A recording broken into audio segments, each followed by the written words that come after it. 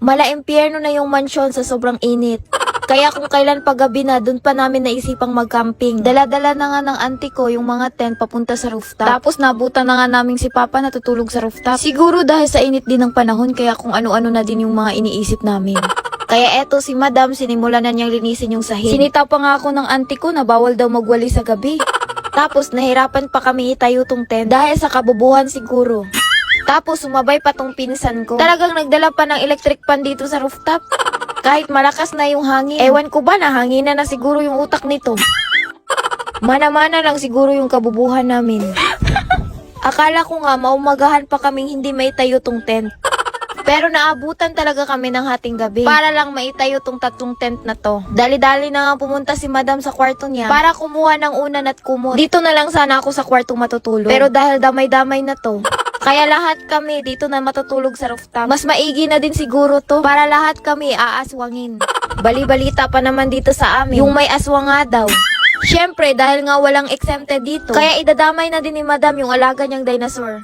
Parang ayaw sumama kasi nagtatago pa sa kwarto ko. Tapos itong alagang dragon ni Madam, hindi na lang muna idadamay kasi nagka-LBM. Mahirap na, mangangamoy jackpot talaga sa tent. Etong alagang dinosaur kasi ni Madam, walang problema dito. Kahit saan-saan pa to dalhin. Na-train kasi ng maayos to ni Madam. Muntik na nga tong bumuga ng apoy nung nakaraan eh. Etong pamilya ni Madam, sanay sa puyatan to. Kung may paligsahan lang sa pagpupuyat, siguro champion na kami. Ngayon lang talaga namin to nagawa. Eto nga ang pag-camping namin dito sa rooftop ng mansyon. Talaga namang sobrang presko pala ng hangin dito. Ewan ko ba kung bakit ngayon lang namin naisip to. May 3 aircon naman sa mansyon. Pero hindi nga lang gumagana yung 2. Kaya dito na lang muna kami sa rooftop mag-overnight. At para na din mahuli namin yung aswang na lumilipad gabi-gabi. Ang sarap na ng tulog ni Madam. Pero yung alaga niyang dinosaur, nag-house tour pa. Parang di uso din ang tulog nito. Naisip ni Madam na sobrang pricey yung dinosaur niya para lang ipakain sa aswang. Kaya tinago na ni Madam sa tent.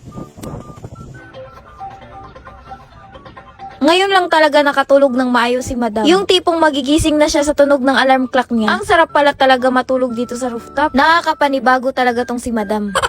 Parang hindi na nga si Madam to sa sobrang agang gumising. Kung may bubong lang tong rooftop, naku baka tulog pa tong Madam nyo. Mainit na kasi dito sa rooftop ng mansyon mga bandang alas 7. Kaya kung ayaw nyong matuyuan ang utak dito, dapat alas 6 pa lang ay gising na. Sa sarap ba naman ang tulog ni Madam? Wala talagang aswang na nagpaparamdam.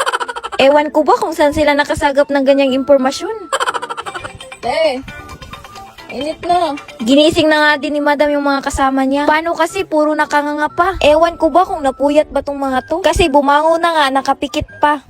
Ewan ko ba kung inaswang ba to kagabi? Sinimula na nga niligpit ni Madam yung higaan niya. Bahala na yung mga kasama ko magligpit sa iba. Hindi talaga nakakasawa yung mga ganitong view. Lalo talagang nagpapasarap sa umaga ni Madam. Nagsimula na nga uminit dito sa rooftop. Aba yung auntie ko umalis na lang nang hindi nililigpit yung higaan niya.